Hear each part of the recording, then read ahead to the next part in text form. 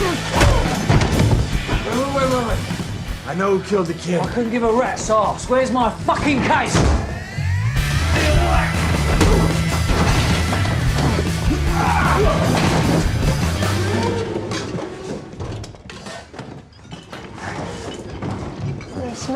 Yeah.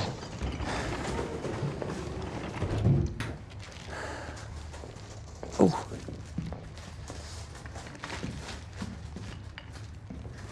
I'm so sorry. Excuse me.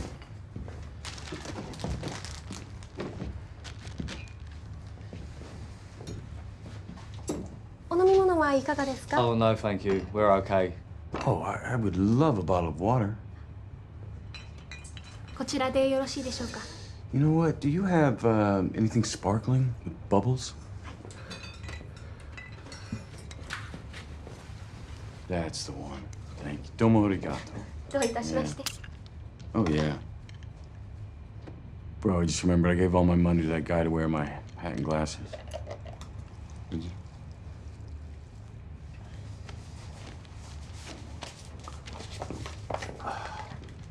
How much for the bottle of water, love? 1000円になります.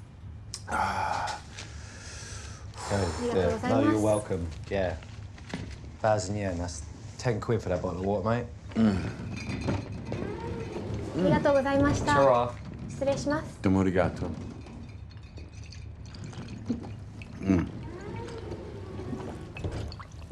You sure you want to talk this out? Not particularly, no. Okay. We interrupt this program to bring you...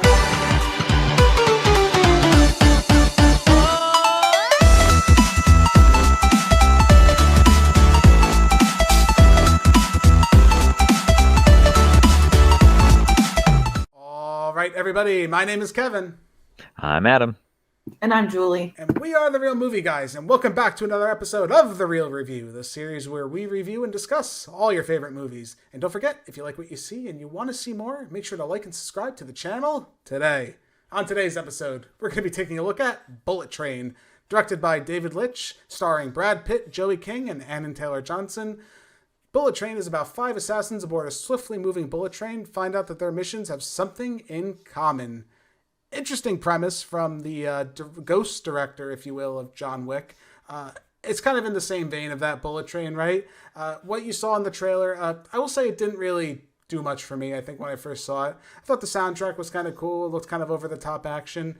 And yeah, that's what this movie is, right? I don't think it's kind of lying to anybody when you watch it. A bunch of people murdering each other on a train is essentially what Bullet Train is. I'm not going to lie to you guys, I had a really good time, though, with this movie. I actually really, surprisingly, enjoyed my time, I think, more than I should have with Bullet Train. I don't know if it was the action, if it was the art style, but again, I found myself having a really, really good time. Adam, what did you think overall of this film? Yeah, no, I thought this was a very fun action movie. It satiated that appetite that I was looking for an action movie, and it lands well. Yeah, and I could say with fact too, because I've been kind of falling a little bit slowly out of love with the John Wick franchise to some extent. Not because of the action. I think the action's always fine and it's over the top. The world actually has been turning me off, maybe more so than anything else. I just haven't found, I don't know, like, I guess I'm losing my connection to that world. Bullet Train, it was nice to go back to basics, kind of, I didn't have this overcomplicated story. It's just about a bunch of strangers meeting on a train who all have different goals, but ultimately there's something all in common with them. I think it's a simple story with a simple premise, and I think it really works if you sprinkle in enough action, and clearly that's what happened here. Julie, what did you think overall of this movie? I enjoyed it. I liked the fast-paced, movement, literally Bullet Train. The humor, I think, is really my favorite part of it. I loved the chemistry between all of the characters. Everyone had a nice banter back and forth. And it was interesting to see very different characters, once they did encounter each other on the train, and where it went. Right, and I think that's what separates it kind of from, I want to say, the John Wick clones that we've had in the past with Nobody. There's a couple other ones, too, that don't come to mind right now. But it's always about one central character going out for revenge or just being super stylized and fighting. This movie, we got more of just a great ensemble cast who all are super excellent at fighting in their own kind of way. And I really like that. I think the cast of this movie is surprisingly really strong. Brad Pitt, obviously, Aaron Taylor Johnson, Brian Tyree Henry, who actually those two, Aaron Taylor Johnson and Brian Tyree Henry, Tangerine and Lemon, they stole the show for me. I actually would watch a movie if it was just them two, because their banter back and forth, kind of what Julie said, was maybe the most memorable and charming part of this whole movie. What did you think about them, Adam? Were they as much as like a highlight for you as they were for me in this movie? Oh, they were so fun. It was like as soon as they got on screen, I was like, oh, sweet. Now I get more of them. I get more of their backstory. It was great. I wanted to know more about them. Right, and just like the going back and forth, like the Thomas the Train Engine thing was kind of silly at first, but then it got funnier as it went, I felt like. And absolutely. Again, like they just played really well off each other. Tangerine kind of being the straight man and Lemon being the kind of goofier guy. I thought they had a really good back and forth. And like I said, I would love a movie with just them two. I could definitely see something like that. Based on the end, we might not have that, but that's a whole other conversation. But again, it was a really fun time. Julie, were any of the cast like highlights for you really in this movie, or? Tangerine and Lemon, 100%. Like Adam said, every time you just wanted more of them and you were happy to have them. The Thomas the Train bit was hysterical, and it ended up playing like an integral piece towards the end. With Lemon having, being able to live life just by categorizing people as to what Thomas the Train Engine character they were. I also loved the bit when they were arguing about how many people they killed in their last heist, and they're going through back, in the flashback, and you go, okay, that's 11, that's 12. Oh, shoot, that was 19. Yeah. I thought that was a really fun thing. And then, of course, to see them interacting with Brad Pitt, to see them interacting with the other people on the train, just wanted more of them. No, I agree. And Joey King, I thought she did a really good job playing Prince. I thought her performance was actually pretty cool. Julie, she was from that one show. Was it The Act? The Act. That's what I remember her being in. And it was fun to see her maybe in a less serious role, if you will, for once. But she did in many questionable roles and movies. Well, yeah. Oh, Joey King, yeah. Yeah, she likes to show up. But I liked her. I thought she did a good job. Her. Yeah, I always think Gypsy Rose. Gypsy Rose. Yeah. No. Gypsy Rose. And I think the biggest thing with this movie is the more so than just the ensemble cast actually really helps this film. But I think more than that, this movie more so than, like I said, those other clones, it has more of a style to it. I feel like some of those movies are kind of losing their style. They're more focused on just like fast-paced action and none of that.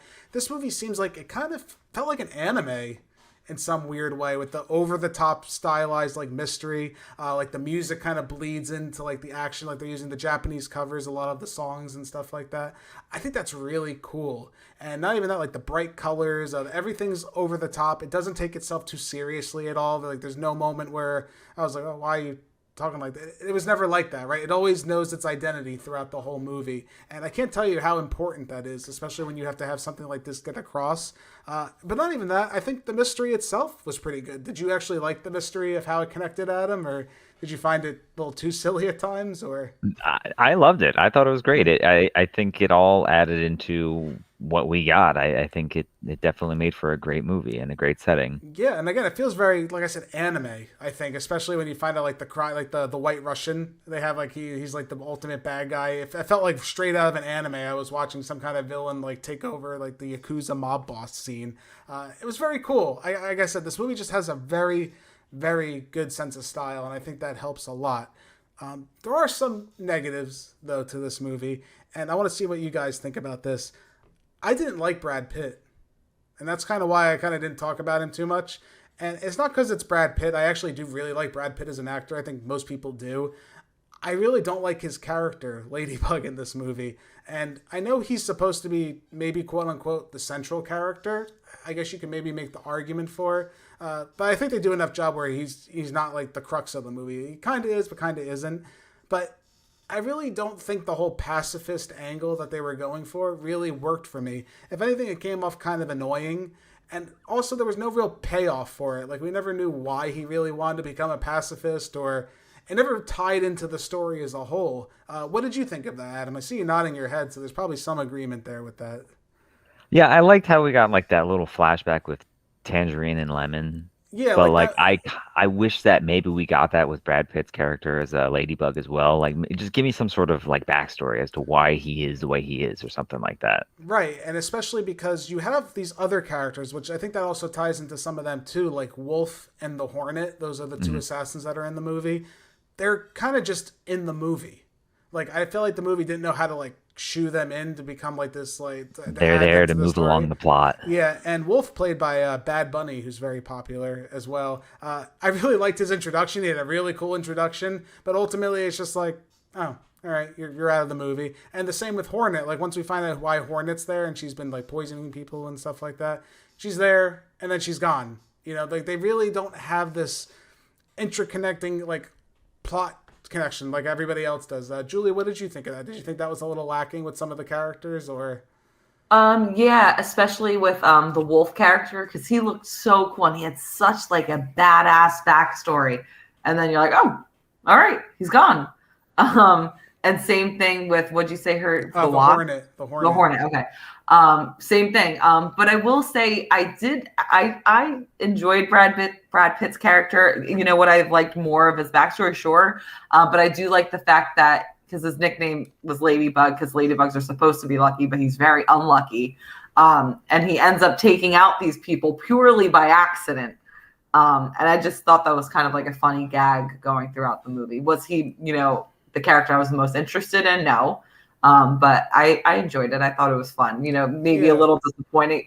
I mean, I don't know. It goes both ways. I was disappointed to see those two assassin characters leave, but also it goes to show like these were intimidating people. You see them like, oh crap, and then he just takes them out by bad luck, I guess. Yeah, and that's the other thing, which it kind of adds to this, where the movie is very over the top and very silly, but by you get to the end of the climax with the train derailing and there's explosions and there's all this craziness and Brad Pitt's absolutely fine by the end of the movie, maybe it was a little too silly. I kind of look back on it and reflect like that's a little much, I mean, and it's hard to say with this movie because overall it's supposed to be and it's fun and it's having a good time, but maybe it's just a little too much. And I think the runtime kind of adds to that a little bit, because there's a point where I felt like the movie could have been over a little bit earlier, but we just keep kind of like extending out the plot. So yeah, those characters were cool and they were fun to have these extra assassin characters, but if they're not really contributing anything to the narrative overall, why are they in there? And again, it didn't make me like Brad Pitt anymore, because I just don't think there was a payoff for his character, unfortunately for me.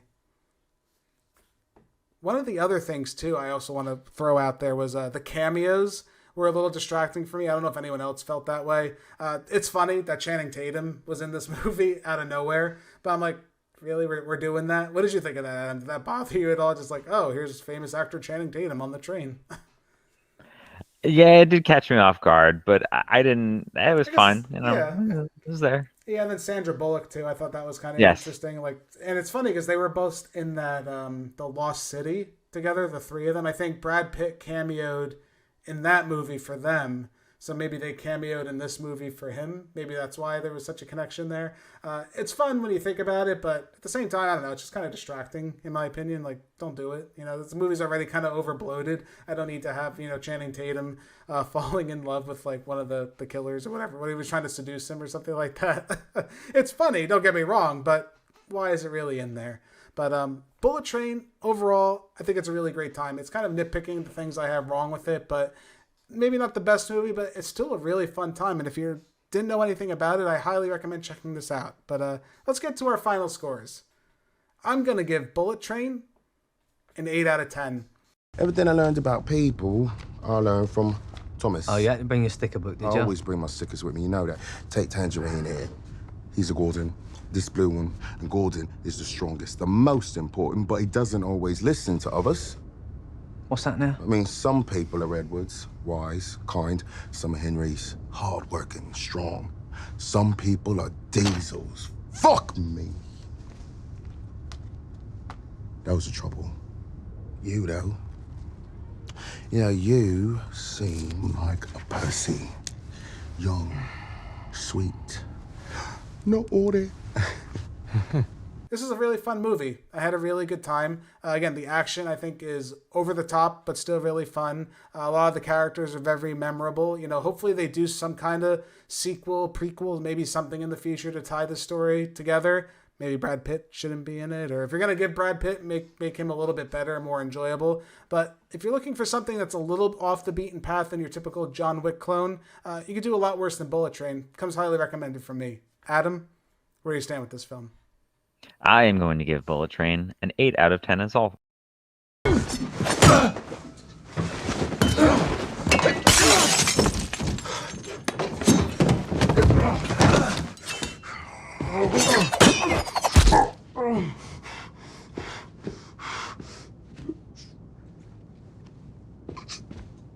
Mi corazón.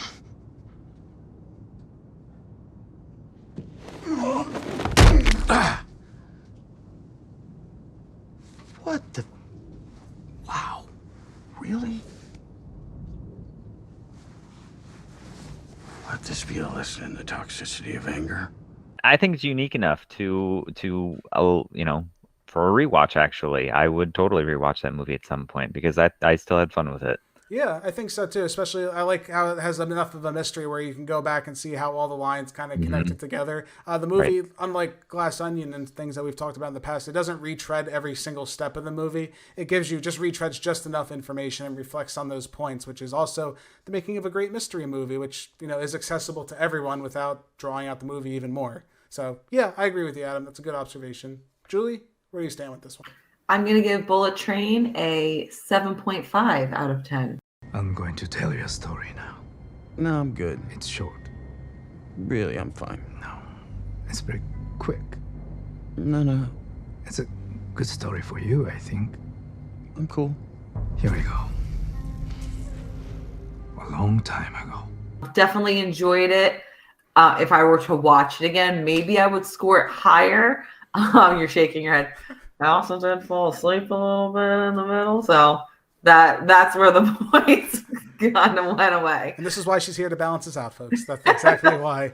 I have some lost time, I'll say. It happens. I can understand why. I think, again, there is a point where this movie was just a little long tooth in the middle. Where yes. They could have trimmed some stuff out. And that's kind of like every movie now. I feel like less is more, guys. We don't have to have an overly long movie. Well, thank you guys so much for joining us for this episode of The Real Review. My name's Kevin. That guy's Adam. That's Julie. We are The Real Movie Guys. Real guys, real movies, real thoughts. We'll catch you next time. Bye. Bye. If you guys like what you've seen here today, consider giving this video a like and leaving your thoughts in the comments below. If you want to stay up to date with everything Real Movie Guys related, make sure to hit that subscribe button and check us out on Instagram, Twitter, and Facebook. And don't forget, all you audio listeners at home, we are available on many podcasting platforms. Just search The Real Movie Guys, you should pop right up. Thank you again all so much for joining us on this episode of The Real Review. We are The Real Movie Guys. Real guys, real movies, real thoughts. Catch you next time.